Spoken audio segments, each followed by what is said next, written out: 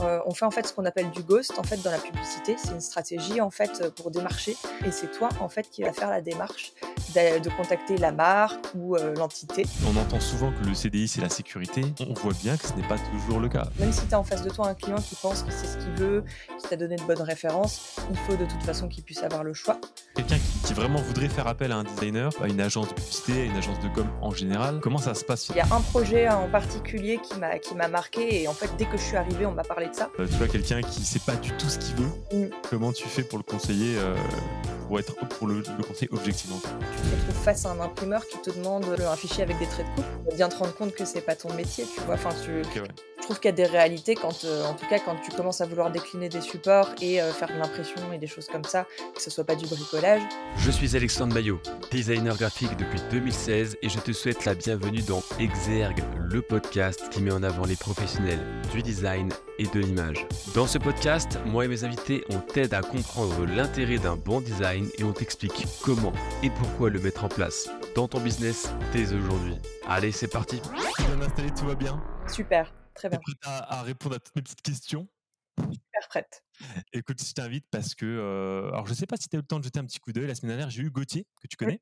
Bien sûr, ouais. J'ai eu Gauthier, on a parlé un petit peu de design produit et je tenais un petit peu à t'inviter parce que toi, tu as fait la même formation que moi. Donc Mm. j'ai réuni un petit peu, tu sais, dans les premiers invités, les personnes qui avaient fait la même école. Ça me paraissait intéressant de voir un petit peu l'évolution et tout particulièrement dans ton cas parce que on a fait exactement le même cursus, en tout cas au début, c'est-à-dire du design graphique. Et récemment, dans ton actualité, j'ai vu que d'une part, tu cofondais une agence, donc je trouvais ça super intéressant d'en parler, mais en plus, tu présentes ça comme une agence de publicité, donc tu ne Exactement. te présentes pas comme une graphiste ou bien comme une agence de communication. Donc j'imagine qu'il y a des différences, et c'est un petit peu de ça dont je voulais parler, que je trouvais intéressant. Et donc, eh ben, écoute, je t'invite tout de suite, si ça te va, te présenter peut-être un petit peu succinctement, comprendre qui tu es, ce que tu fais, et tout ça, voilà. Avec plaisir. Donc moi, c'est Colline.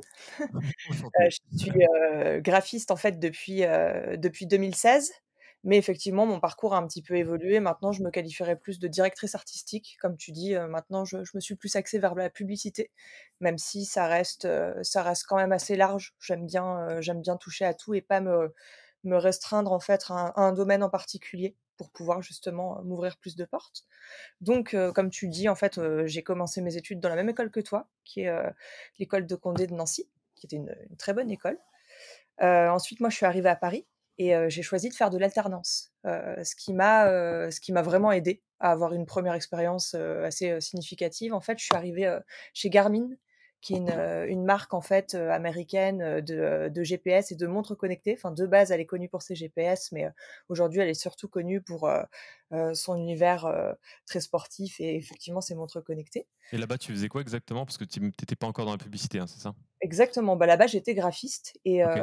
ça m'a permis justement d'apprendre tout le côté technique du métier, chose que j'avais déjà apprise en école, mais c'était ma première expérience. J'avais fait avant ça un petit stage, qui avait peut-être duré 2 mois, en agence. Donc là, c'était très différent, c'était un gros groupe, à Paris et surtout, ça m'a permis, en fait, de terminer mes études et de pouvoir, baigner dans le milieu du travail en même temps et ça, c'est quelque chose que je recommande vraiment s'il y a des personnes, dans leur cursus scolaire qui regardent ton podcast. Je trouve C'est que de la faire directement une alternance. C'est vrai que ça aide aussi à être vraiment immergé, voir les techniques au concret. C'est vrai que, bon, moi, à titre personnel, hein, si je devais appuyer ton propos, c'est vrai qu'au-delà de l'aspect technique, il y a aussi, tu sais, le relationnel avec les clients. Il y a des choses, en fait, du terrain que tu n'apprends pas à l'école parce qu'en fait, il n'y a pas de cas d'école, justement. C'est difficile d'avoir des vrais clients au téléphone qui ont leur personnalité. Et pour ça, c'est vrai que c'est super intéressant. Donc, tu es passé chez alors, Garmin, c'est ça? Garmin, Garmin, pardon, une marque excuse-moi. américaine. Ensuite, c'est une marque américaine, très bien. Ensuite, j'ai vu que tu es passé chez Canal. Est-ce que là, c'était toujours Exactement. dans le contexte de tes études ou est-ce que là, c'était un peu ton premier Ouais, job? alors là, Est-ce que toujours le c'était le contexte même enjeu? Toujours en ouais. graphiste ou c'était autre chose? Alors là, c'était toujours le contexte de mes études. Donc là, c'était ma OK. dernière année de master, donc ma OK. dernière année, d'alternance et ce qui était génial chez Canal+, c'est que, bah, déjà, c'est une des expériences que j'ai le plus appréciées. C'était OK. super. C'était 1 an, donc c'était court. Moi, j'aurais aimé y rester, mais qui dit grosse boîte dit, il peut y avoir d'autres opportunités après et c'est ce qui s'est passé et Mmh. j'y viens après. Et donc chez Canal+, en fait, donc en alternance, mais c'est des postes qui sont quand même très responsabilisants. Tu es en alternance, mais Ouais. c'est comme si tu étais employé comme si tu étais employé, en fait, Bah, il y a surtout en dernière année, quoi. Ouais, complètement, j'ai pas vraiment vu de différence parce que justement on te fait énormément confiance, tu as beaucoup de challenges, tu es encadré aussi par des équipes qui sont, bah, là pour t'appuyer et là pour te former, mais qui te traitent vraiment d'égal à égal, donc c'est super intéressant. Et alors, c'est quoi un graphiste chez Canal? Parce que Canal+, c'est vrai que pour la plupart des gens, c'est la télévision, c'est des films, des séries. Mais alors, graphiste chez Canal, c'est quoi le job? C'est quoi la mission tous les jours? Et bah, à l'époque, en tout cas, c'était comme ça parce que ce qu'il faut savoir, c'est que depuis, en fait, mon passage chez eux, ça a un peu changé. Il y a eu des Ok. restructurations dans les équipes, bah, comme dans beaucoup de gros groupes, hein, finalement, ça évolue assez vite. Mais à l'époque où moi j'y étais, en fait, ça faisait partie des groupes, bah, finalement, comme chez Garmin, c'était la même organisation quasiment, sauf que évidemment, c'était pas la même échelle parce que Canal était un plus gros groupe, dans le sens où c'était un peu à l'ancienne, entre guillemets. Tu avais des pôles print, des pôles plus Mhm. digitaux et c'était pas mélangé, en fait. Chacun avait son job attitré Mhm. et moi, en fait, je travaillais en collaboration, du coup, avec la direction artistique, mais je n'étais pas la direction artistique. J'étais, en fait, dans un service qui était le service des relations publiques. Donc Ok. en gros, pour simplifier, c'est le service qui, organise les avant-premières, qui organise les Ok, d'accord. événements, bah, par exemple, le festival de Cannes, les Césars, tout ça, donc Ok, génial. donc beaucoup d'événementiels, en fait. Voilà, c'est ça Ok, et ouais. moi, en fait, j'étais graphiste au sein de ce service. Ce qui est d'autant plus complexe, c'est que ce service était coupé en 2, il était divisé en 2. Ok.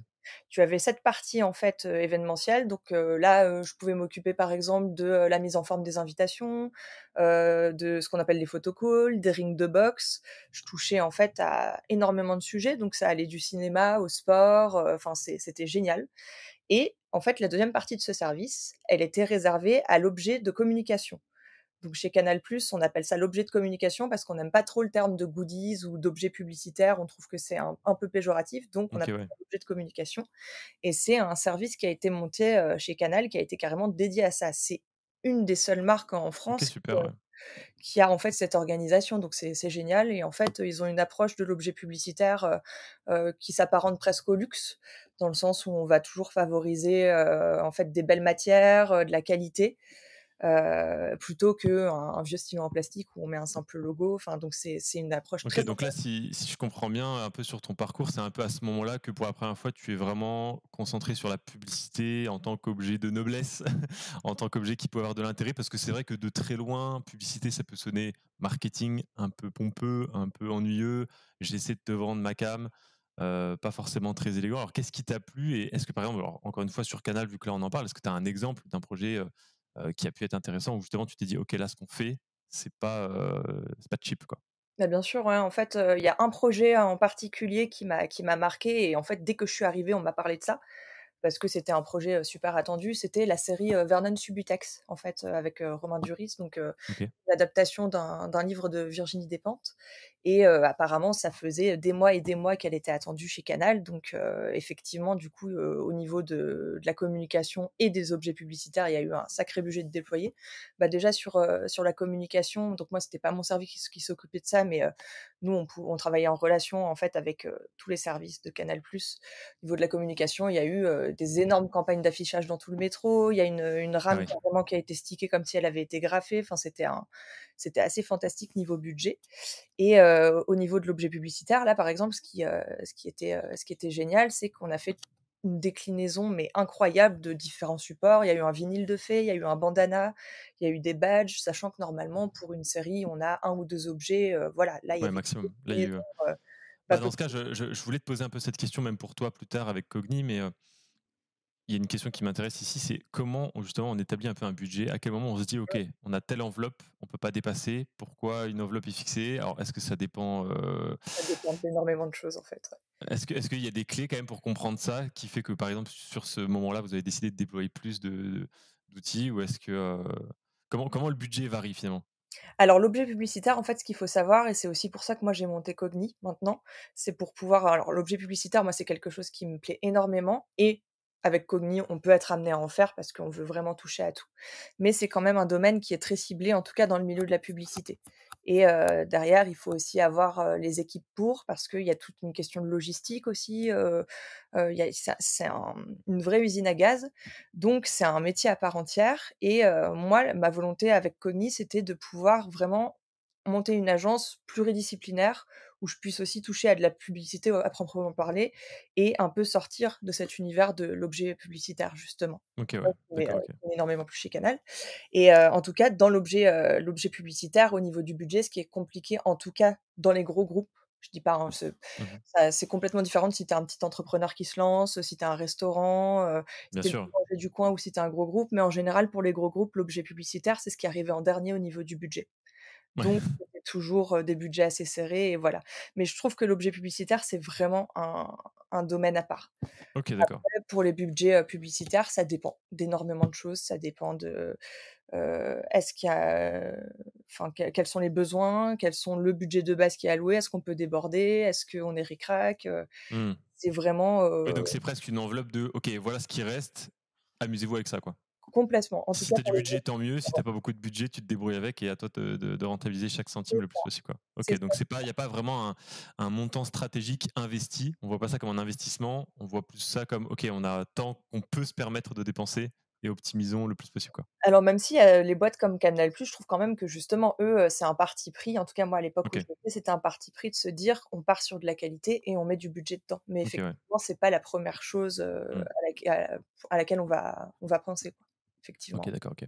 Alors avant de cofonder Cogni, un autre petit passage dans ton cursus, si je ne m'abuse, chez alors Havas, je le prononce bien? Exactement, c'est ça. OK, impeccable. Alors là, du coup, comment tu passes de Canal à Havas et quelle est la suite logique là dans ce cursus après? Alors en fait, ce qu'il faut savoir, c'est que donc moi je voulais vraiment rester chez Canal+, OK. sauf qu'il y avait pas forcément de poste, Mmh. adéquat et Oui, parce j'ai que tu étais encore alternante, on est d'accord, hein? voilà, moi je finissais mes études, donc c'était pour OK, une première embauche et voilà. Et en fait, j'ai eu la chance, d'être embauchée dans une agence qui s'occupait justement de l'objet publicitaire OK, chez Canal+. Enfin, en fait, c'était OK, un donc un prestataire de Canal+. sous-traitant, un prestataire, Exactement, voilà, ouais. un prestataire, c'est ça. Donc moi, je suis passée chez le prestataire et surtout, ce qu'il faut savoir, c'est que c'était une petite PME, donc une petite, agence, mais filiale du groupe Havas. Donc le groupe Havas OK, qui est une des plus grosses agences de publicité et ce qu'il faut savoir, c'est qu'Havas, en fait, c'est, le groupe Vivendi. Donc le groupe OK, Vivendi, d'accord. c'est Bolloré. Donc c'est les petits cousins, enfin, c'est les cousins, pas les petits cousins, mais Ouais, c'est les de toute cousins de façon, Canal+. exactement, ouais. C'est la même famille, quoi. Donc en fait, en OK, arrivant, dans cette agence, j'ai travaillé avec tout le groupe Vivendi. OK. Donc tu as Donc à Canal+. la rigueur, tu élargi ton ah finalement, c'était tout Voilà, bénef. OK. ouais. En fait, ce qui était sympa, c'est qu'en arrivant chez Canal, en fait, là, je travaillais plutôt chez l'annonceur. Donc Mmh. tu travailles au sein de la marque, pour la marque, même si c'est quelque chose de très vaste parce qu'il y a énormément de Bien sûr, ouais. programmes, il y a énormément de soirées, il y a énormément de choses, différentes, que tu peux aborder. Mais en fait, en arrivant dans une agence, tu as plutôt, ce profil où là, tu vas travailler pour différents clients. Donc ça, Mmh. c'est super intéressant, surtout pour un 1er emploi, de d'avoir cette option-là. Donc en fait, on travaillait pour tout le groupe Vivendi, donc Havas, toutes les entités Havas, ce qui est déjà assez énorme, Universal Music, Canal+. Récemment, il y a la maison d'édition Editis qui est rentrée dans le groupe. Donc on Ouais, donc avait ça fait du monde. voilà, toute cette base-là, plus plein d'autres clients derrière. On Donc avait toi, de ton côté, parce que bon, moi, j'ai des expériences un peu différentes, mais je suis aussi passé dans des entreprises qui étaient, où je travaillais en interne, c'est-à-dire pour le compte de l'entreprise avec donc j'avais un client finalement, mon employeur ouais. et des agences de com où là, pour le coup, tu travailles pour beaucoup plus, d'entreprises et où à chaque fois, quand tu passes d'un interlocuteur à l'autre, des caractères différents, des volontés différentes, des langages visuels très différents. Donc, est-ce que ce passage-là de je bosse chez Canal où malgré tout, tu es dans une équipe qui est toujours plus ou moins la même, avec les mêmes interlocuteurs, où tu te focalises beaucoup sur Canal, est-ce que ça a posé des difficultés après quand tu as dû justement faire un peu du yo-yo et passer vraiment de l'un à l'autre ou est-ce que ça a été assez facile pour toi est-ce que tu dirais que c'est aisé de le faire ou pas? Bah, essayer de le faire, je pense que ça dépend de l'agence dans laquelle tu es, ça dépend de ton tempérament, ça dépend d'énormément de choses. Mais, déjà ce qui était assez agréable, c'est que, finalement, mes anciens collègues de chez Canal, c'est devenu mes clients. Ok, C'était les mêmes interlocuteurs, donc déjà là, ça facilitait. Même si ce qu'il faut savoir, c'est qu'en général, enfin, ça se passe pas comme ça dans toutes les agences, mais dans les grosses agences, en tout cas, quand tu es directeur artistique, c'est pas forcément toi qui es directement en hmm. contact avec le client. D'accord, ouais, t'avais pas Et ça, forcément de contact direct. Oui, donc là, tu étais encore dans En une zone un abord peu, et voilà, moi, c'était plutôt de la créa pure et de la dure, créa pure, ouais. voilà il y avait, en fait, ce qu'on appelait des chargés de projet qui, eux, étaient dédiés, en fait, à, être les interlocuteurs des clients et c'est OK, vrai que d'accord, oui, oui, ça fait quand même beaucoup d'interlocuteurs en plus, mais bien c'est sûr. ouais, c'est souvent le fonctionnement d'une C'est agence, ouais. souvent le fonctionnement. Bon, ça, c'est un fonctionnement que je connais, Oui, bah, effectivement, voilà. qui a ses avantages et ses inconvénients. Du coup, j'ai envie de te dire, bon, tu nous as beaucoup parlé de Canal, je ne sais pas si tu veux nous parler encore de Havas, mais, ou alors si tu veux continuer de nous en parler aussi, de nous expliquer un peu doucement comment on vient, parce que là, c'est ton premier boulot, donc il n'y a pas de date finale a priori, tu es en CDI, ça se passe bien. Quel est le chemin que tu fais qui te pousse à te dire, OK, là, ça y est, j'ai envie d'être autonome et de cofonder donc une agence, où là, finalement, justement, je veux me débarrasser de ces interlocuteurs, c'est moi et le client en one-one. Qu'est-ce qui fait que ce chemin-là arrive et pourquoi tu as estimé que c'était pertinent à un moment donné dans ta carrière? Alors déjà, j'ai eu la volonté, en fait, de me mettre à mon compte dès le début, sauf que, bah, comme beaucoup de monde, j'ai pas voulu le faire, direct en sortant de mes études parce que je trouvais que c'était peut-être un peu ambitieux parce que je voulais me faire mon réseau, c'est aussi confortable d'être en CDI, voilà. Je voulais me faire ma petite expérience et surtout j'étais contente aussi honnêtement de continuer à travailler avec Canal+ via Havas. Donc ça j'étais super contente. Mais dans le coin de ma tête, j'avais quand même cette idée de me mettre à mon compte.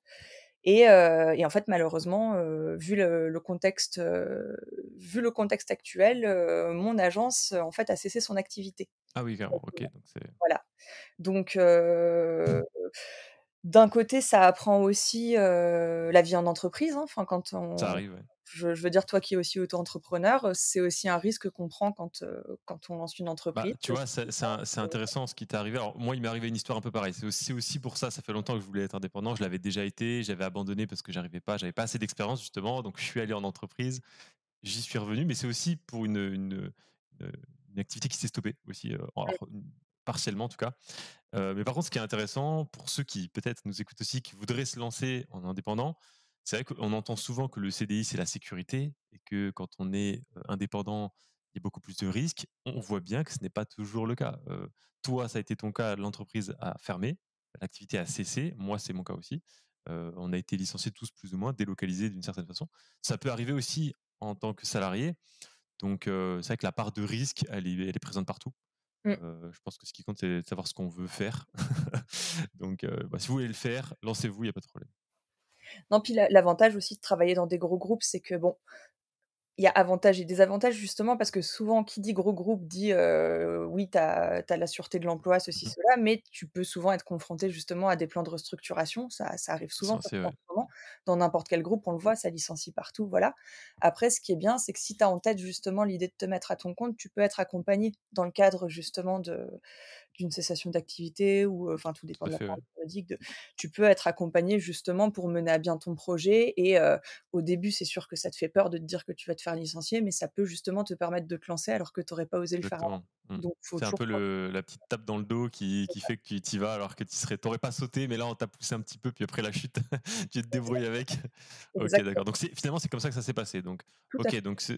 voilà, tu repars un peu avec tes connaissances, avec du réseau, tu avais obtenu tout ce que tu voulais et donc bon, là, tu as décidé de cofonder, c'est bien ça? Je ne C'est m'abuse? ça. Donc qui est ton cofondateur ou ta cofondatrice? Donc Quelle on est est 2 cette, on rencontre? est Quel est 2. ce projet? Est-ce que tu peux nous parler un peu de Cogni, du coup? Qu'est-ce qui se Ouais, passe? bien sûr. Donc pour l'instant, on est 2, mais donc on se qualifie comme une agence parce que, en fait, on est amené à collaborer aussi souvent avec des personnes, à qui on sous-traite, des projets, en fonction de la thématique, en fonction d'énormément de choses.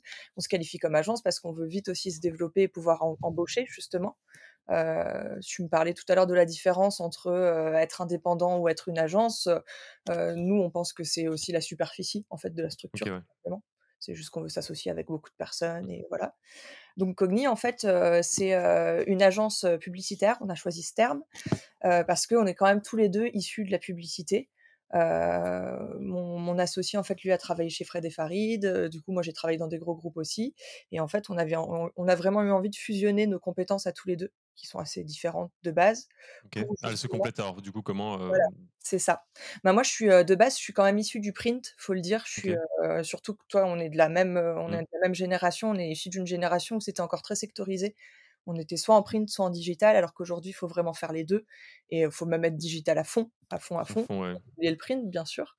Donc je me suis formée à côté justement pour pouvoir justement pallier à ça et répondre à toutes sortes de demandes et aujourd'hui le but de Cogni c'est ça en fait, c'est, Cogni en fait, le terme Cogni vient de la cognition et la cognition en fait c'est, le fait de pouvoir, justement, heu, c'est l'apprentissage, l'intelligence, c'est en fait le fait, de se rapporter à toutes les fonctions de la connaissance. Donc chez nous, en fait, ce serait de répondre à toute demande de tout client. C'est-à-dire OK, que tu peux être la boulangère du coin et être un tout petit client qui se lance, tu peux faire appel à nous, heu, OK. comme en étant un gros groupe. Voilà. OK, d'accord. Donc là, même si, le terme agence de publicité a été choisi, c'est pas vous n'êtes pas focalisé sur un monoproduit qui serait la publicité au sens marketing du terme. Tes clients, c'est pas nécessairement à tout prix, par exemple, une entreprise qui te dit: «Voilà, on a un produit qui marche, l'entreprise elle a 15 ans d'existence. Aujourd'hui, on veut lancer une stratégie marketing sur, les réseaux sociaux pour X» ou, c'est pas une tu peux le faire, tu peux être pertinent Bien sur sûr. cette question-là, Mmh. mais tu peux être amené aussi à réaliser le logo, de la petite TPE qui vient d'être créée, c'est OK, quoi. Complètement, en fait, on trouve qu'il faut vraiment négliger personne parce que tout le monde, c'est ça qui est génial dans ce métier et je pense que tu es d'accord avec moi, c'est qu'en fait, tu peux rencontrer n'importe qui, ce sera un potentiel client ou quelqu'un qui participera à ton projet et ça, c'est super passionnant. Mais là où nous, on se définit comme agence, de publicité, c'est qu'en fait, on a quand même la volonté, de faire de la campagne, surtout de la campagne de sensibilisation. Par exemple, on est OK. beaucoup en contact avec des mairies, Mmh. avec du public, voilà. Bah, c'est la question que j'allais te poser du coup sur votre début d'activité parce que l'agence elle a combien de temps là maintenant? Ça fait quelques mois, c'est ça? Quelques mois, ouais, c'est ça, Quelques mois seulement? depuis avril, ouais. Mmh. J'imagine que vous êtes peut-être reparti aussi avec, un peu de votre réseau, donc vous avez peut-être un peu déjà des clients qui sont d'anciens, collaborateurs, surtout si l'entreprise a fermé. Aujourd'hui justement, j'allais te dire qui sont un peu tes clients, qui sont tes interlocuteurs, les plus fréquents? Là, tu me parles de mairie, qui aujourd'hui, quel est ton client type, la plupart du temps, même si encore une fois tu fermes la porte à personne? Quel serait alors le client idéal, celui avec lequel tu travailles le plus? Alors nous, là, actuellement, ce qu'on essaye en tout cas de viser comme clientèle, même si on comme je te dis depuis tout à l'heure, on a envie d'avoir vraiment Mmh. une clientèle variée. Ce qu'on vise, c'est vraiment de la campagne de sensibilisation. Donc, comme je OK, te disais, des mairies, des associations. On est en train de répondre à des appels d'offres du gouvernement, tu vois? Ce genre de OK. choses. Mais encore une fois, on veut surtout pas se fermer de porte, en fait, parce que je trouve qu'au niveau de la stratégie, c'est intéressant de pouvoir entendre tout le monde, Mmh. de pouvoir avoir des projets variés et voilà, même si on a une appétence pour, la sensibilisation. OK, d'accord. Est-ce que tu as un exemple, par exemple, alors d'appel d'offres, alors à moins que ce soit en cours, soit qui Ouais, soit voilà, en fait, passé, soit bah, qui soit en fin de dossier? exactement, en fait, on a beaucoup de choses qui sont en cours, donc pour Ouais, l'instant, parce que c'est c'est pas des trop. délais qui sont longs en général. C'est ça, Mmh. bah, de toute façon, quand tu as beaucoup d'interlocuteurs, c'est le cas. OK. Mais sinon, campagne de sensibilisation, par exemple, au niveau des sujets, en ce moment, on fait, en fait, ce qu'on appelle du ghost, en fait, dans la publicité. C'est une stratégie, en fait, pour démarcher. C'est-à-dire que toi, tu vas établir une campagne, de sensibilisation ou une campagne publicitaire et c'est toi, en fait, qui va faire la démarche de contacter la marque ou, l'entité D'accord, OK. que tu aimerais, entre guillemets, «draguer» pour ce sujet, quoi et OK, discuter d'accord. ensuite avec elle si ça l'intéresse, si elle a du budget. C'est en fait l'inverse du cas classique, de ton client qui vient vers OK, toi parce qu'il a une demande, même OK. si ce format existe aussi chez nous, tu vois? OK, d'accord. Oui, bien sûr. Alors moi, je sais que j'ai déjà fait ça pendant une période où je faisais des Mmh. sites internet, où tu vois ce que je faisais, en fait, j'allais sur le site internet d'un prospect et en fait, il y avait plein de problèmes sur son site. Je l'avais plus ou moins repéré en amont et soit j'avais vraiment du temps à donner, auquel cas je bossais déjà un petit layout en Mmh. amont, je faisais une petite maquette et j'envoyais en fait directement en disant: «Regardez ce qu'on peut Ouais, faire». c'est super ça. Ou alors à l'inverse, si j'avais pas trop le temps, je faisais une petite vidéo. Tu vois, je me recordais là comme on est en train de le faire et je disais: Mmh. «Regardez, là je suis sur votre site, juste je vois qu'il y a ça, il y a ça, il y a ça. Franchement, ce serait super bien qu'on puisse travailler dessus. Bah, rappelez-moi, on en discute gratuitement, tranquille. Pas de problème, pas d'engagement. Au pire, vous partez avec un petit conseil gratuit. Si vous avez un petit peu de Ouais, budget, c'est ça. on travaille là-dessus et voilà. Donc aujourd'hui, ça, pour toi, c'est une stratégie qui marche aussi, que ce soit parce que là, du coup, tu me parles d'appel d'offres, on est sur du service public. Ou est-ce que ça marche aussi avec du professionnel de l'entreprise, Alors, bah, du coup, l'appel d'offres, pour le coup, c'est encore une autre stratégie parce que là, pour le coup, on répond à une demande Ouais, et là, c'est encore, c'est encore autre chose, donc là, il y voilà. a l'appel d'offres et est-ce que vous faites aussi, ouais, quand tu dis du ghost, du coup, c'est pas de l'appel d'offres, hein? Là, on est d'accord? Voilà. En OK. fait, bah, c'est exactement ce que tu m'expliquais, c'est le fait de, prospecter quelqu'un sans simplement, lui envoyer un petit topo en te présentant. Tu lui envoies Oui, directement, en oui. Ce qu'il veut heu, voir, quoi. voilà, ou Ce pas que tu forcément. penses qu'il veut voir. Souvent, ce qu'il n'attend pas, même, c'est surtout ça qui est Ouais, intéressant, c'est que lui, c'était pas forcément sa demande, il avait pas forcément pensé à ça. Après, le risque que tu prends, c'est que souvent, tu vois, l'exemple des mairies, c'est qu'il y en a plein qui sont emballées, mais elles ont plus de budget alloué à ouais, ça bien parce sûr. qu'elles l'ont déjà dépensé. Donc c'est là qu'en fait vient la question du tarif et qu'au début, pour fidéliser des clients, tu adaptes, tu vois? C'est, Alors, après bah, pas typiquement dans le cadre d'une mairie aujourd'hui, quand tu fais ce genre de choses, est-ce que tu as un exemple? Alors, soit est-ce que tu as un exemple que tu peux nous donner ou est-ce que c'est confidentiel pour des raisons X ou Y? Sinon, si tu fais un cas fictif, c'est je contacte une mairie pour un projet X et genre à un moment donné, à quel moment toi tu gagnes de l'argent et mmh. comment eux, quel est leur intérêt à eux? Est-ce que tu as voilà, un cas de figure fictif ou réel? Encore une fois, c'est pas. Pour l'instant, ce sera surtout fictif parce que Ouais, là, c'est en c'est en cours. Ouais. pourparlers justement, c'est en Ouais. cours. Mais, tu vois, par exemple, en tout cas sur la campagne de sensibilisation, disons que si tu fais par exemple une campagne avec laquelle tu fais appel à Drogue Info Service, tu vois? Ou à la sécurité routière, bah, il se peut que tu tombes sur une mairie en fait qui soit emballée, mais qui a déjà fait une campagne, je sais pas, contre l'alcool au volant, tu vois? Donc du coup, ils vont plus avoir de budget pour, Ok, cette ouais. période-là à allouer à ça. D'accord, ouais. Donc dans ce cas-là, c'est un peu entre guillemets «cuit» pour ta période, mais par contre, tu as gagné un Mm. contact qui est quand même, ravi de ton travail et qui Mhm. va potentiellement lui faire appel à toi pour plus tard. Bien sûr. Ou même te recommander encore une fois par bouche à oreille. Exact C'est vrai que ça, c'est un feedback, moi je peux le dire aussi, ouais, qui est ouais, ouais. assez excellent. Même des gens qui ne travaillent ne veulent pas travailler avec vous avec cette façon-là, c'est vrai que c'est intéressant parce que derrière, ils sont là. Par contre, j'ai adoré votre démarche. Ça, je l'ai souvent entendu. C'est Ouais, bien OK, sûr. là, ça m'intéresse pas du tout. Je vais être franc avec vous. Vous m'auriez appelé avant, mais c'est le jeu. C'est de se dire, OK, je tente ma carte, j'y vais, j'accepte de risquer de perdre du temps. Tu vas les voir et ils sont toujours OK, waouh, on m'a jamais démarché avec autant de valeur ajoutée Mmh. gratuite. Genre fondamentalement, des fois, les gens, ils peuvent juste repartir avec le projet, ils ont deux trois captures d'écran, ils peuvent refaire ça en interne. Enfin, on peut tomber sur des trucs de fou comme ça, quoi. Ouais, mais Donc, je pense que justement, quand ils ont ça en main, ils sont capables d'avoir exactement, plus de budget derrière. Donc c'est un exactement. Donc, ça peut être intéressant. Et puis, voilà, il y a une force de recommandation aussi qui est super intéressante, quoi. ouais, ouais, Donc, on a même eu quelques personnes qui derrière nous ont donné des contacts, pour nous aider. Enfin, tu vois, mm, au niveau de l'échange, c'est super en fait, c'est mm. génial. Ouais.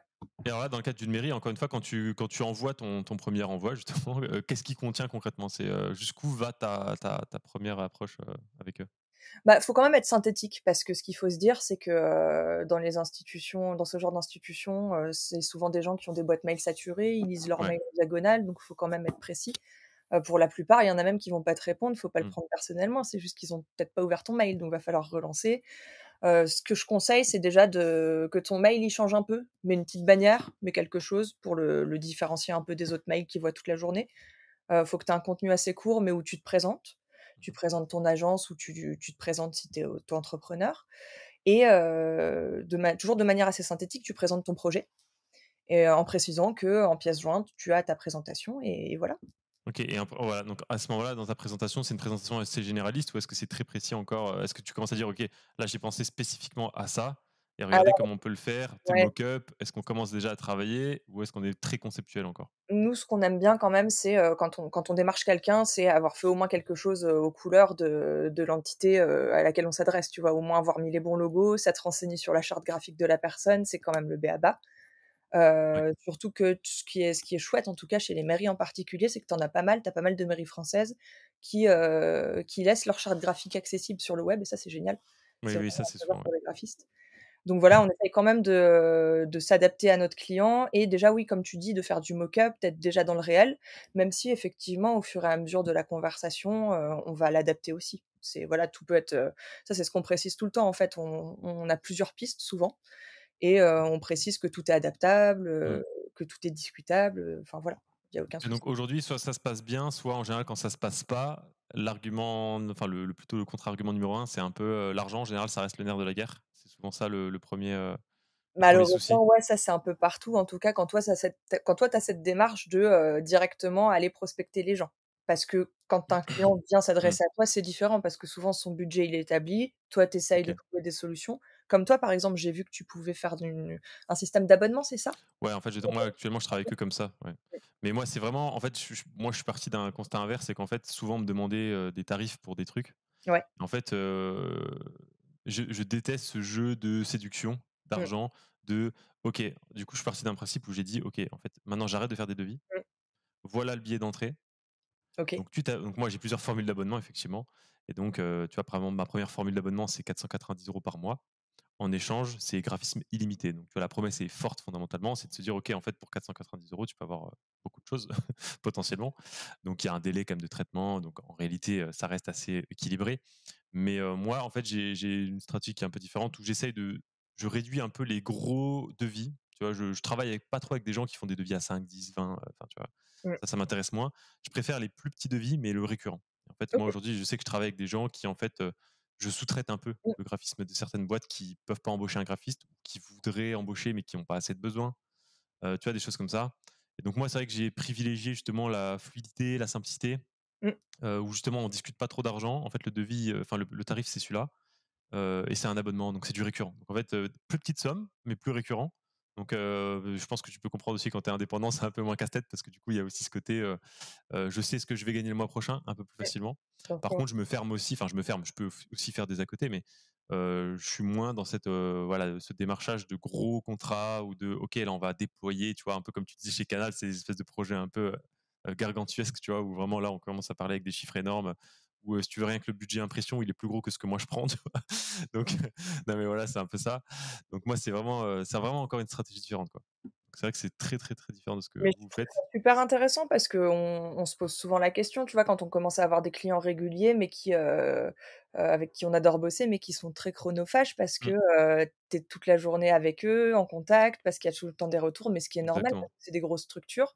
Tu Mmh. es obligé d'établir des forfaits, sinon Exactement, voilà. Donc moi, c'est vrai que c'est le point de départ, en fait. Je me dis juste: «OK, moi, je travaille juste avec les gens qui veulent du récurrent» et comme ça, au moins, je sais que c'est plus stable, pour moi et même pour eux parce qu'en réalité, derrière, tu sais, tu as un peu, des habitudes avec eux. Tu vois, moi, j'ai une cliente, par exemple, ça fait 3 ans que je travaille avec elle, tous les mois, tu vois? mmh, Et du coup, enfin, elle me fait un message vocal, on bosse, quoi. C'est parce que j'ai toute la charte en main, je la connais, je les connais, je connais l'équipe, je suis allé là-bas plein de fois, enfin, je fais presque partie de l'équipe, en réalité, tu vois ouais, ce que tu je veux dire? bosses plus en En fait, c'est fait, quasiment, voilà, c'est ça, c'est juste que je suis, à la maison et mmh. que, je gère vraiment mon temps comme je veux, et que voilà, donc ça a des avantages, des inconvénients, heu, mais par exemple, tu vois, typiquement, quelqu'un qui m'aborderait moi pour une grosse campagne publicitaire, tu vois, je sais pas si je l'accepterais, tu vois? Parce que c'est aussi d'autres domaines.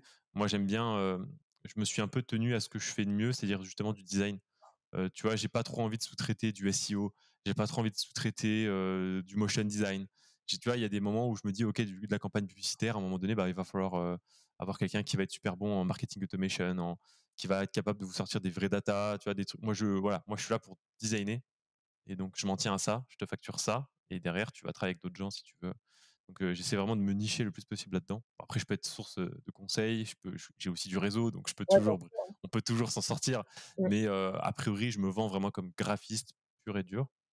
Heu et justement parce que aussi je suis pas associé. Toi, tu es associé, peut-être que tu m'as dit que vous aviez peut-être vous vocation à grandir. Ouais, Donc complètement. est-ce que, toi, il y a vraiment cette volonté un peu d'aller chercher d'autres expertises?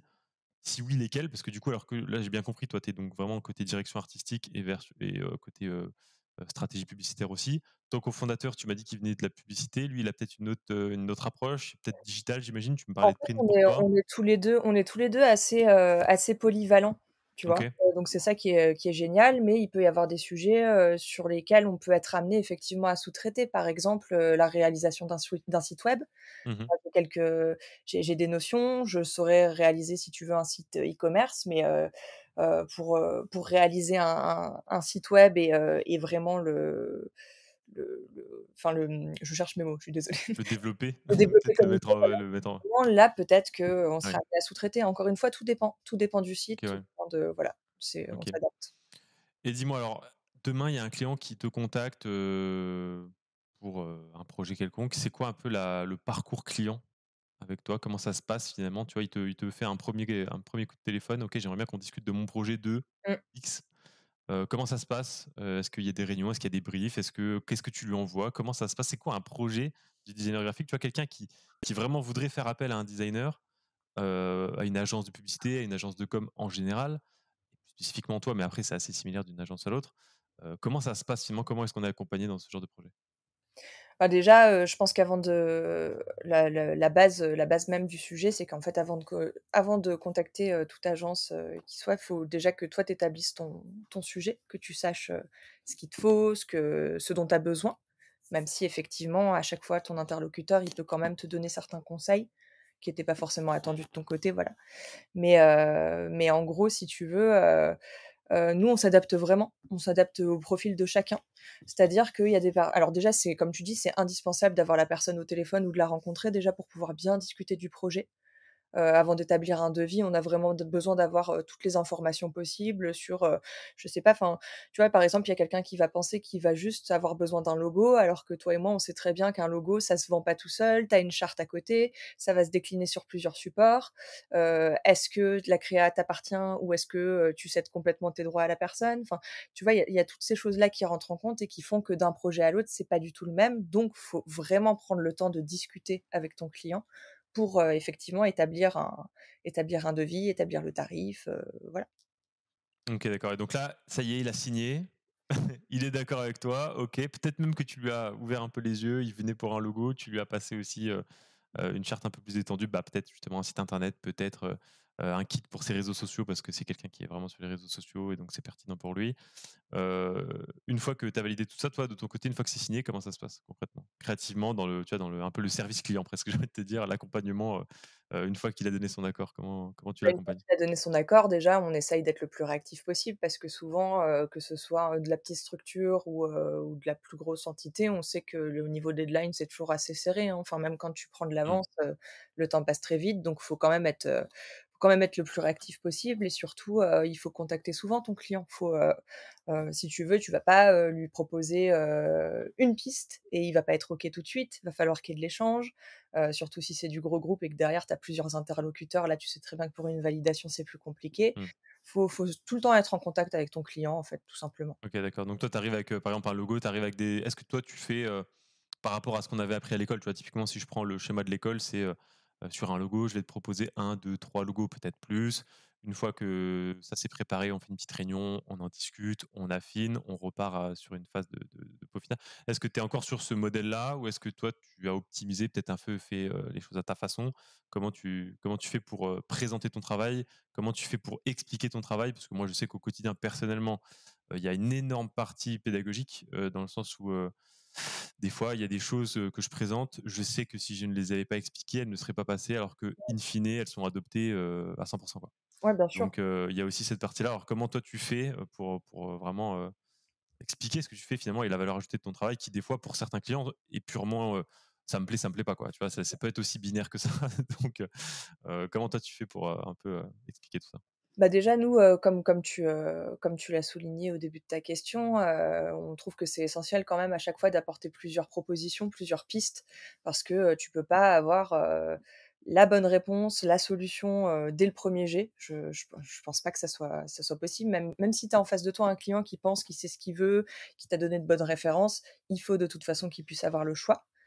Et puis, à côté de ça, effectivement, tu peux peut-être envoyer un petit premier jet par mail comme ça, un peu en diagonale, mais c'est indispensable quand même que tu sois là pour soutenir ton projet et pour l'expliquer. Donc soit en visio comme on fait là, hein, de toute façon Mmh maintenant, mh. avec les Ouais, outils, beaucoup il y a ça, pas de ouais. souci.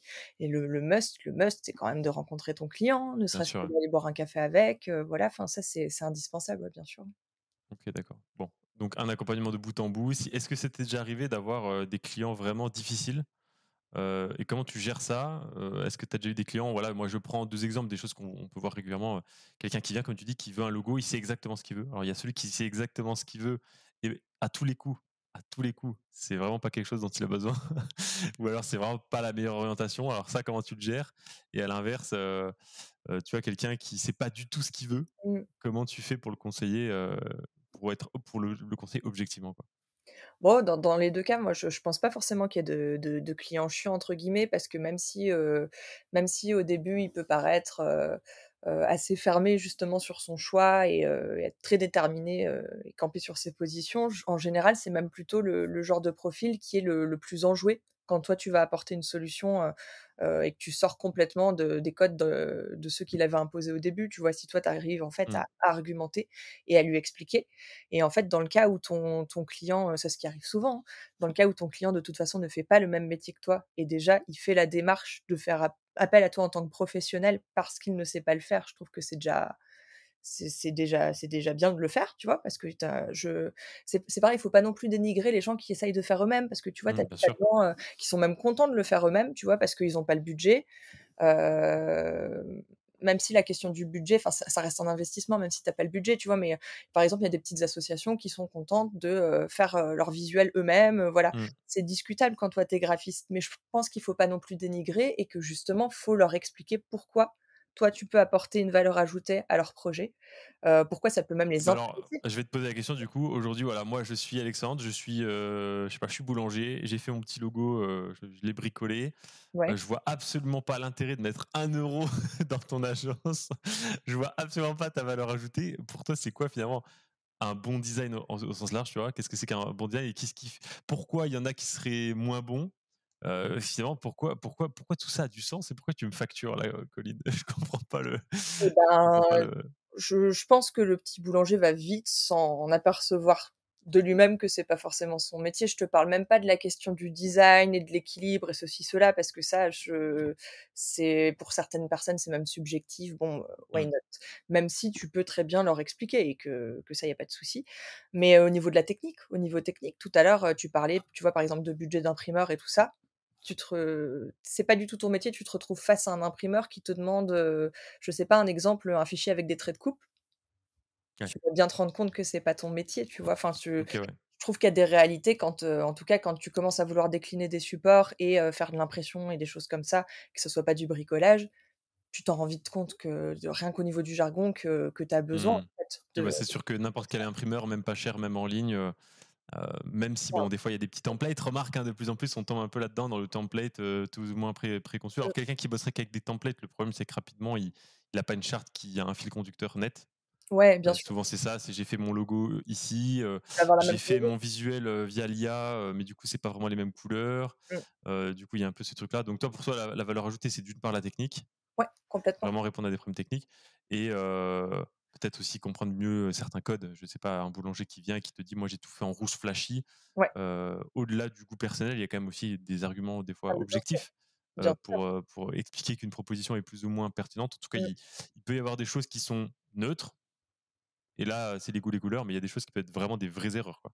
Après, ce Donc qui peut être, sympa justement dans ce genre de projet, c'est là que c'est super intéressant en fait de t'adapter à chaque client et qu'à chaque fois ça va être différent, c'est qu'en fait, faut pas négliger le fait que ton boulanger, ça lui fait plaisir aussi de mettre, sans vouloir faire de jeu de mots pourris, de la main à la pâte, je vais même pas exprès, mais bien sûr, ils ont envie de s'investir dans leur projet, ouais. voilà, il a envie de s'investir, il a envie aussi de faire ses propres visuels. Donc là, tu peux justement t'en servir dans le projet et c'est là que tu vas entre guillemets «le draguer», en lui expliquant qu'en fait, toi, tu vas lui apporter ton expertise et tu vas faire le socle du projet.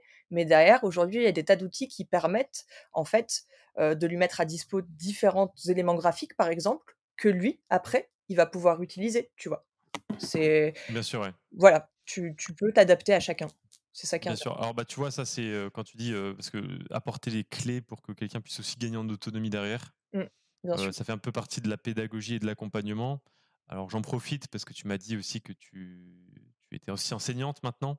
Donc la pédagogie, la transmission, c'est quelque chose qui te touche au quotidien. Moi-même, j'ai eu l'occasion de le faire alors à Condé, là où on a été étudiant. Encore aujourd'hui, je le fais, je corrige aussi des devoirs, j'accompagne des étudiants en ligne, sur une autre plateforme. Mais en fait, avec les clients, c'est aussi le cas. Moi, je te donne un exemple très concret, très récent. J'ai quelqu'un qui arrive avec un budget qui est, serré, mais on peut faire quelque chose. On peut faire quelque chose avec ce budget, mais pas de quoi l'accompagner sur du très long terme. Et du coup, on convient, in fine, que la bonne solution, c'est que je puisse lui préparer des templates sur Canva, Mmh, tu vois.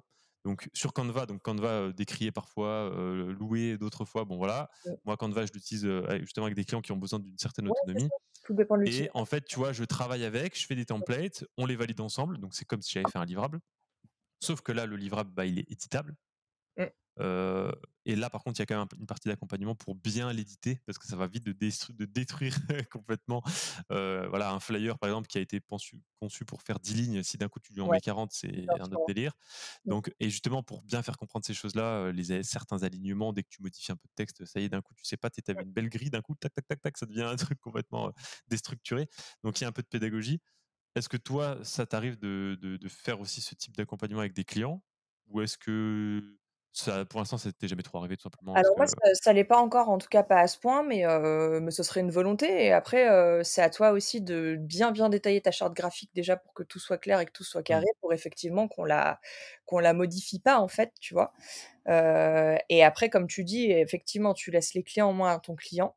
avec des outils, comme tu dis, comme, Canva, enfin, je ne sais pas si on dit Canva ou Canva, je Ouais, les 2 ça me va moi. et c'est vrai que c'est compliqué comme sujet parce que d'un côté, c'est décrié parce que tout le monde à cause de ça, tout le monde a le même logo. À cause de ça, les gens ne comprennent pas pourquoi une charte graphique, ça coûte tant. Mais d'un côté, je trouve qu'en fait, il faut en faire un outil, tout simplement. Faut se dire Ouais, que c'est ça, les gens voilà. l'utilisent quoi qu'il arrive, donc faut essayer de faire avec et d'en faire un outil complètement, complètement. C'est ça, moi ça m'est déjà arrivé d'importer dans Canva des choses que j'avais fait avec Illustrator ou d'autres logiciels et de les verrouiller, ça devient impossible à modifier. Par contre, il y a deux trois lignes de texte, on peut modifier et c'est OK, quoi. Ouais, voilà, Ça après peut faut se réserver à l'utilisation, stricte, pour un petit support, voilà, enfin, faut cadrer, faut tout ouais, cadrer c'est ça. et comme tu dis, faut quand même garder un suivi avec ton client. Effectivement, tu vas pas le laisser, solo, avec sa charte graphique et son logiciel, parce que ça reste quand même ton métier. Mais, prendre en compte le fait que pour lui, ça reste un plaisir et qu'il a envie de s'investir dans son projet et ça, Bien c'est sûr, bah, ça c'est de toute façon, il y a les 2, hein. Il y a celui qui veut vraiment s'investir, puis à l'inverse, il y a celui qui veut absolument tout déléguer parce que ça le mmh, fait chier. Donc ouais, bien sûr. il y a vraiment les 2, hein, ça, il y a pas de souci. Alors admettons, voilà, je vais reprendre un cas un peu fictif. On a un client, bon, il a commencé à bricoler des choses lui-même. Ça y est, il a compris, que ça pouvait être intéressant d'appeler, une agence, de passer par un professionnel. Comment tu conseillerais à monsieur tout le monde qui veut faire ça, comment choisir son agence? Mmh. Comment choisir son graphiste? Je pense que tu as côtoyé d'autres indépendants, tu as côtoyé plusieurs agences, tu sais qu'il y a des différences de l'une à l'autre. Comment tu ferais toi pour choisir une agence? C'est quoi pour toi les critères, qui feraient on fasse un choix plutôt qu'un autre, quoi? Bah, c'est une très bonne question parce que c'est vrai qu'aujourd'hui, il y a une profusion d'agences. Après, tu déjà comme on s'est dit tout à l'heure, la première chose à faire, en fait, c'est bien définir ton projet.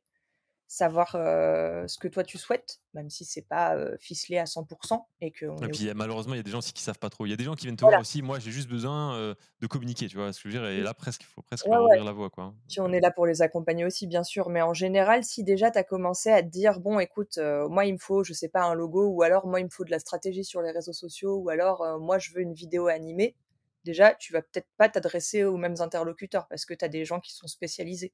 Tu as des agences qui sont globales et qui touchent à tout, tu as des indépendants qui sont très spécialisés, donc déjà c'est là où tu vas faire ton choix.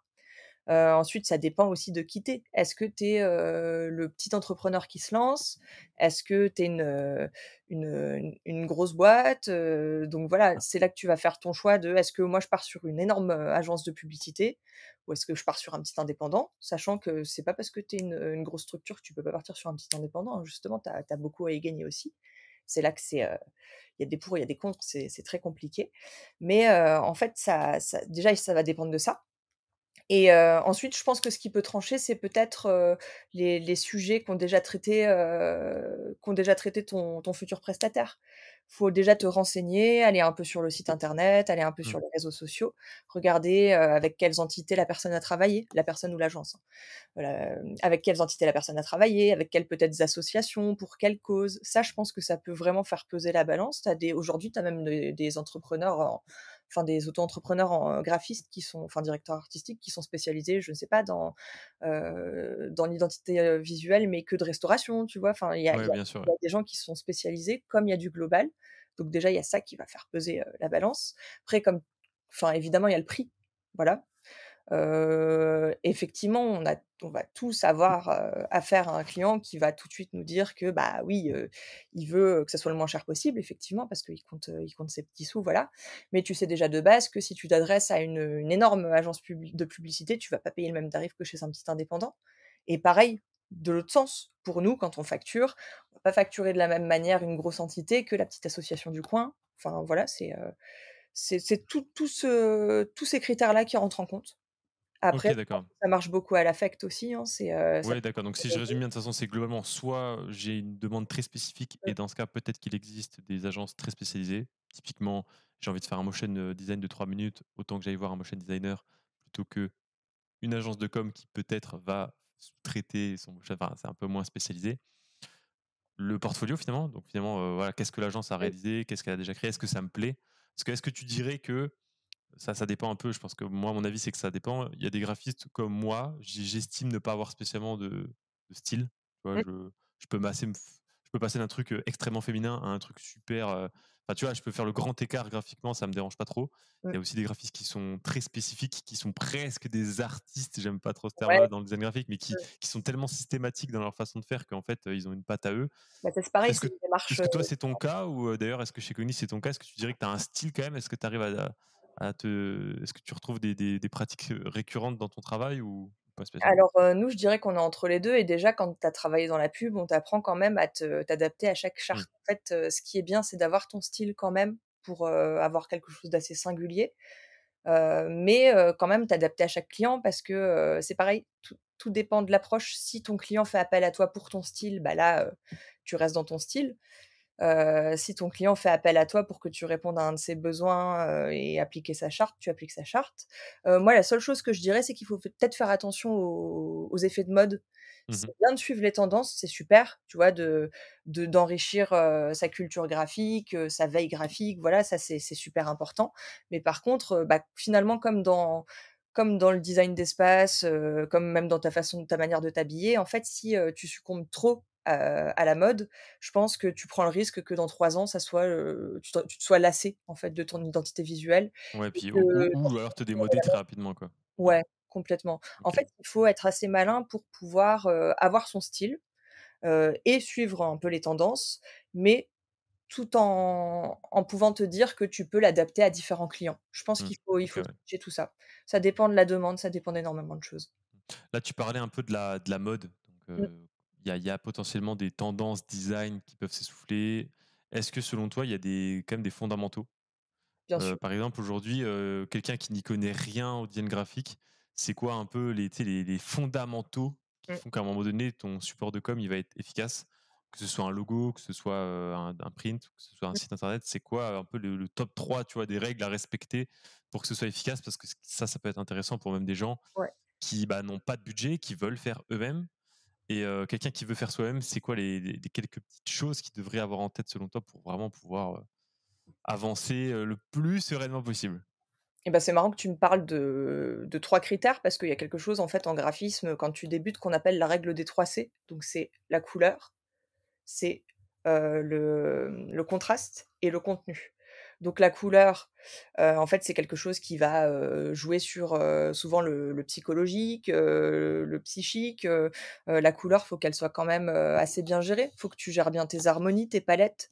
Si tu choisis 2 couleurs qui sont, très sympathiques mais qui se marient pas des masses, bah, ça va tout déséquilibrer. Ensuite, tu as la question du contraste. Quand je parle de contraste, je te parle pas du contraste qu'il va y avoir, par exemple, sur un format si tu l'imprimes en noir et blanc. Non, non, la question de contraste, en fait, c'est, comment toi tu vas, jouer, par exemple, avec la question de l'échelle, tu vois? Les La différentes tailles, hiérarchie, ouais. voilà, la hiérarchie exactement. Le contraste, ça peut être, bah, il peut intervenir justement, par rapport au choix de ta couleur, tu vois? Une Mmh. couleur, elle va contraster quelque chose, tu vois? Il y Donc a le contraste, c'est quelque chose d'important ou c'est quelque chose qu'il faut éviter? C'est quelque chose de primordial justement, faut qu'il y ait un OK. bon contraste sur ton travail, donc en choisissant déjà un bon code couleur, voilà et en fait tout ça, donc la question de la couleur et du contraste, ça va intervenir aussi par rapport à ton fond finalement, donc à ton contenu qui est le troisième C. Comme tu disais tout à l'heure, si sur ton flyer en fait tu as un texte, de 40 lignes, il va y avoir une cacophonie, tu vas pas réussir à avoir un message clair, ton flyer, tu vas jamais réussir à le lire si de base ton contenu en fait n'est pas étudié pour. Si ton message est clair, tu vas forcément réussir après à avoir un design épuré, parce que l'espace est très important, voilà. Donc c'est la règle Bah, des typiquement, là, moi, je sais que j'ai eu le cas récemment, s'il se reconnaît, j'ai un client en ce moment qui me fait, tu sais, des mails où il m'explique qu'il veut faire une newsletter, voilà, il veut faire un mailing et il me met en couleur ou en gras ou en souligné ce qui est important. Puis tu sais, je me retrouve avec un mail où les 5 premières lignes sont soulignées, celles d'après sont en couleur et celles d'après tout est important, en fait, tu vois? Donc en fait, je dis: «OK, d'accord, il y a pas de souci, tout est important, j'ai bien compris ça, mais qu'est-ce qui fait que enfin, quel est vraiment un peu l'accroche?» heu le deuxième élément le plus important et le troisième, ce qui fait qu'après on peut effectivement hiérarchiser. Typiquement, encore une fois, très standard, mais si tu prends une affiche ou si tu prends un flyer, tu vas te retrouver avec un énorme titre qui va faire presque, j'ai envie de te dire, la moitié du format sur un titre. Une petite phrase, par exemple, de proposition de valeur qui va faire encore 20%. Et puis à la fin, il te reste tes 30 lignes en beaucoup plus petit. Mais c'est pas grave, parce qu'en fait, on a attiré le regard en premier avec un grand titre. Ouais, On a donné un peu plus d'informations avec le plus petit texte. Et puis ensuite, là, ça y est, si j'ai capté ton intention, je sais que tu vas venir te pencher pour aller lire le petit texte. Ça s'est joué avant sur capter l'attention. Puis ensuite, on donne l'information précisément. Alors que si tu mets tout en gros, bah, finalement, tout est le même niveau. Donc c'est un petit peu ça, ce dont tu parles par rapport à la hiérarchie, au contraste, en fait. C'est un peu ça c'est ça. Exactement, ouais. OK. Bah, là, tu viens de tu viens d'aborder quelque chose, ouais, qui est aussi le sens de lecture, tu vois? Ce que Sans tu vas lire lecture. en premier, voilà. Et ton exemple justement du mail, où tout est souligné, c'est un très bon exemple et moi, ça me fait penser, tu vois, quand tu essayes de prioriser, par exemple, un projet, que tu demandes à ton client ce qui est le plus urgent, il te dit: «Tout est urgent». Bah, voilà, quand tu dis Alors comment tu fais quand c'est comme ça? Quelqu'un qui te dit: «Tout est urgent», comment tu fais pour l'aiguiller éventuellement et comment tu fais pour lui expliquer ça? Est-ce que toi tu as ouais, comment tu bah, abordes ça? en général, quand enfin, moi déjà, je pose rarement la question à un client de savoir ce qui est le plus urgent parce qu'en fait, toi-même, tu arrives à hiérarchiser et à savoir dans ton métier, en fait, ce qui va le plus urger, bah, je sais pas, par rapport à un planning pour un imprimeur, tu vois, par exemple, ou énormément de choses. Toi, tu arrives à hiérarchiser parce que tu sais aussi combien de temps tu vas passer sur quelque chose. Ton client, il va pas réussir à évaluer, en fait, la durée de ton travail. Donc c'est Mmh. normal qu'il puisse pas hiérarchiser non plus. Par contre, effectivement, si le brief est carré de base, tu peux être à peu près sûr que ton visuel, il le sera aussi, tu vois? C'est ça, voilà. C'est pour ça que c'est important de beaucoup discuter avec ton client. Voilà, c'est ça. OK, ouais. Ouais. Et encore une fois, bon, j'ai bien compris que tu bossais avec tout le monde. Tu m'as parlé un peu des mairies. C'est quoi ton projet de rêve? C'est quoi le si là tu as commencé ton agence, c'est quoi le sommet? Ce serait quoi le l'idéal de ton agence, le client rêvé, le client roi, le projet, qui te ferait vraiment rêver, peut-être aussi conjugué à ce que tu as déjà pu, voir chez Canal ou chez Havas, des finalement jusqu'où tu aimerais pouvoir aller? À quel moment tu estimeras que cette agence-là, elle a atteint son objectif et à quel moment tu penses que tu seras épanoui, pleinement en tout cas dans ton approche, Bah, créative? je pense que je serai épanouie et que enfin, je pense que l'agence, elle aura jamais atteint, nos objectifs parce qu'on aura toujours, en fait, envie de la faire évoluer. C'est vraiment un souhait et bah, effectivement, le parallèle que tu fais, par exemple, avec une structure comme Canal+, qui est un groupe avec enfin, le groupe Vivendi, tu vois, il y a énormément d'entités, voilà. Effectivement, le jour où Cogni arrive à cette échelle-là, là, ça serait génial. Mais nous, effectivement, c'est un désir qu'on a de, plus tard, pourquoi pas, pouvoir ouvrir d'autres agences, tu vois, des OK, petites ouais. sœurs, déjà embaucher. Moi, déjà, à partir du moment où je peux, sous-traiter comme je le souhaite et embaucher, vraiment des personnes, là, je pense qu'on arrivera, en fait, à un format que j'attends en fait depuis, OK, c'est marrant, c'est intéressant parce que bon là, ça s'adresse peut-être plus à des gens qui seraient déjà graphistes et qui voudraient se lancer. C'est vrai que moi, c'est presque l'inverse. Je te dis pas que j'ai pas envie d'embaucher, peut-être qu'un jour ça arrivera, mais c'est vrai qu'aujourd'hui, ce qui m'excite le plus, c'est d'optimiser, mon ratio temps, argent, mmh, contrainte. ouais, C'est-à-dire que j'essaye de maximiser, mon temps et mon revenu par rapport à un minimum de contraintes. C'est-à-dire mmh, que vraiment, choisir les clients les plus agréables, les plus flexibles, avec qui c'est super agréable de travailler, super flexible de travailler, un revenu qui est très stable, très automatisé. Et c'est vrai que peut-être qu'un jour, je vais arriver à un palier où vraiment, bah, juste, j'ai tellement optimisé mon planning que là, j'arrive plus, j'ai trop de clients et je me le souhaite. Mais tu vois, là, je me verrais pas me dire, OK, je sous-traite parce qu'en fait, j'ai une façon de travailler qui est tellement spécifique que ouais. ce serait bizarre de le. C'est tellement pas comme d'habitude, enfin comme dans d'autres agences que ce serait difficile à transmettre. Mais toi, tu as vraiment ce truc-là de créer une agence, le côté groupe. T'as pas du tout envie d'être graphiste un peu seul, solo dans ton coin. T'as pas ce profil-là, quoi. Tu veux vraiment, t'as un peu cette dimension gros format, quoi. Ouais, complètement, mais après on va pas se mentir, en commençant effectivement là on est à échelle Quand humaine vous êtes pour deux, c'est l'instant, déjà tu pas vois? mal, quoi. On est 2, ouais, bah, Non, mais déjà, c'est deux, c'est déjà pas un, tu vois. ouais, bah, parce Donc, qu'effectivement au début moi je comptais me lancer toute seule, il y a quelques années je réfléchissais à me lancer toute seule et j'ai remarqué en fait que j'étais assez frileuse à me lancer toute seule. Donc déjà mmh. rien que le fait d'être 2, c'est plus rassurant OK, ouais. et ouais, tu es toujours en binôme en fait, tu as toujours quelqu'un pour t'aider, toi, tu es toujours là pour l'aider aussi, enfin c'est quand même j'aime bien ce format. OK, d'accord, ouais. OK. Et si là bon, c'est peut-être un peu tôt, mais en première embauche, ce serait aussi du graphiste ou est-ce que tu viserais justement des choses, que vous faites pas spécialement ou que vous sous-traitez actuellement? Ce serait quoi le profil? Le premier profil là, ta première embauche, tu la sens où? Tu la Bah, sens comment? je pense que ce sera surtout en fonction, en fait, des clients qu'on a, des portefeuilles Ouais, qu'on a, bien mais je sûr, ouais. pense qu'en fait, si on a besoin de DA, ce sera peut-être plutôt des freelances, Ouais. que j'aime beaucoup ce format. J'aime beaucoup ce OK. format, je trouve que c'est très flexible, en plus, toi, c'est en fonction de tes besoins, c'est génial.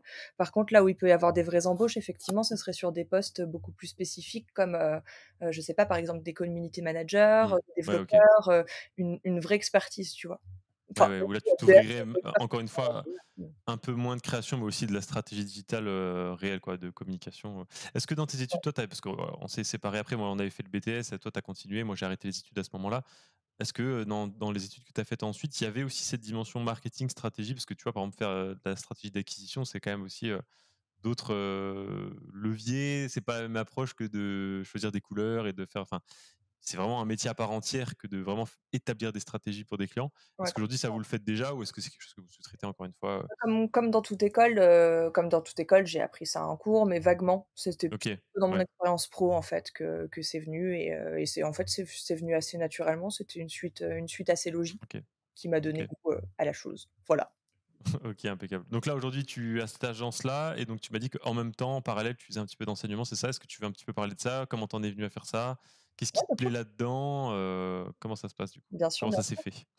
Alors c'est tout nouveau, c'est tout frais. Là, en fait, je suis intervenante dans une école, à Neuilly qui s'appelle Garty et j'adore le format de OK, cette école. En fait, c'est une toute petite école, qui est composée de 3 classes, OK, essentiellement en design graphique et donc du coup, ce qui est génial, c'est que qui dit toute petite école dit un suivi, génial quoi, c'est super et en fait, cette école, elle est née d'un constat, c'est que, les étudiants en fait, sont pas forcément préparés à la vie en agence, dans certaines écoles, même si aujourd'hui ça a pas mal changé, voilà et le format de cette école, en fait, c'est que chaque brief que l'étudiant va recevoir est un brief que tu reçois en agence, quoi. Donc c'est un d'accord, projet OK, ouais. avec un client, voilà, donc top et bah, pareil, là, en fait, c'était une suite logique par rapport à mon cursus. En fait, quand j'ai travaillé au sein du groupe Havas, j'ai eu pas mal de stagiaires, en fait, qui étaient étudiants dans cette école et avec qui à chaque fois ça se passait super bien. Ils avaient tous des profils, et des compétences complètement différentes. Tu en avais qui étaient plutôt branchés print, d'autres plutôt, digital, voilà.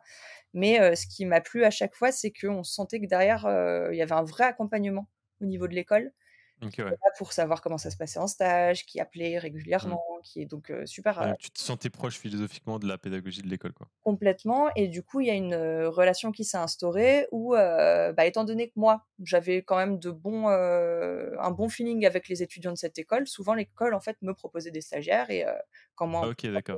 quand moi j'étais ric-rac justement sur des deadlines pour pouvoir trouver un stagiaire, je piochais dans les différents profils et super, donc ça a commencé comme ça et en fait quand ma boîte a cessé son activité, bah, j'étais toujours en contact avec cette école et ils m'ont proposé du coup OK, d'intervenir super. quelques fois, donc Et super. donc là, tu interviens sur quoi exactement concrètement? C'est quoi ton Alors là, j'interviens en fait sur, des ateliers Photoshop. Donc là, par exemple, OK. avec des étudiants en deuxième année, donc qui ont déjà des connaissances sur Photoshop, qui ont déjà appris les bases, histoires de calque, de masque, tout ça.